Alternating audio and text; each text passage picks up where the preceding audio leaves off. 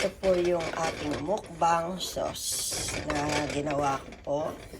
Ang ingredients po nito, bawang, sibuyas, and then butter. Ginisa ko siya sa butter, and then nilagyan ko ng tomato sauce, ketchup, and konting sugar, at saka mga spices. May Spanish paprika, dried lemon, salt and pepper, and then Cajun powder.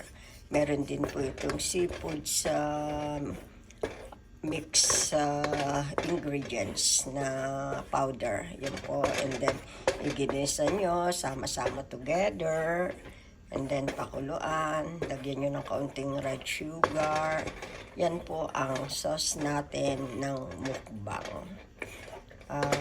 Maya-maya po, pag naluto ko na yung aking seafoods, imimix ko lang po siya dito sa sauce ng na ginawa ko para malasa po yung ating mukbang. Okay, salamat po. Yan po yung sauce ating seafoods. Yan, anhang ko po. Unahin natin ang hipon. Doon ko sa... Ito nilagay sa, ano na, mag-toothpaste, ha?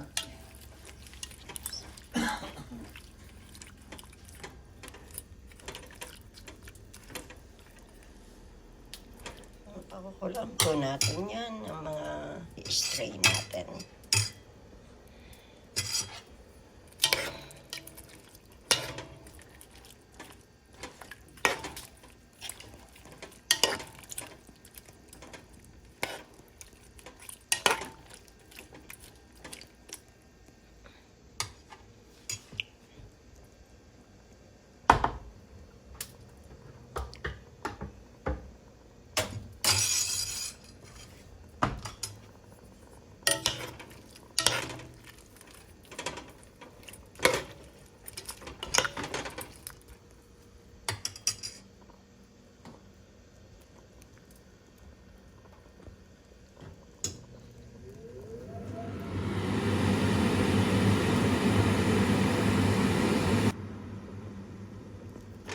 Next naman po natin pakukuluan sa 7-Up ay ang ating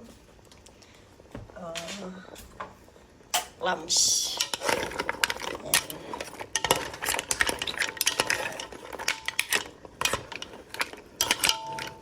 Para malasa siya. Kuluan muna natin siya sa 7-Up. Isa-isa natin sila nakukuluan sa 7-Up. Luluto, and then pagluto na sila, saka naman natin pagsasama-samahin sa sauce niya. Ganyan po ang pagluto ko ng mukbang, seafoods mukbang.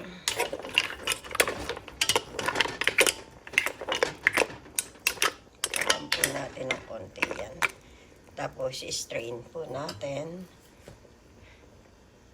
Gaya po nito, ayan ano na siya, luto na siya.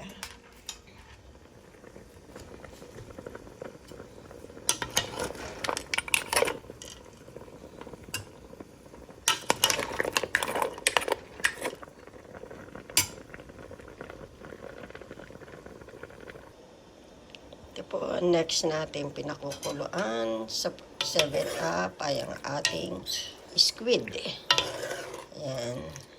7-Up lang po yan pinagpapakuluan natin sa ating squid.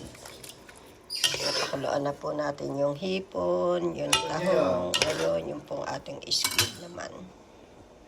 Yan po, lulutuin lang po natin yung ating squid. Ayan po ang ating ready-made mukbang na naluto ko na po, naisama ko na po yung unang pinakita ko sa inyo kaninang sauce. Isinama ko na po sa ating mga pinakulo ang seafood, sausages, at saka po potato. Dapat po ang nakalagay talaga dito is corn. Kung gagawa po kayo, mas masarap yung boiled corn. Yan talaga po ang original na kasama ng mukbang. Pero dahil wala akong nakuha na corn, ang ginamit ko po is ito, potato. Pwede din naman po yan, yung mga baby potato po. So, ayan na po ang ating menu for the day, seafoods mukbang. Maraming pong salamat, mga kawaiti.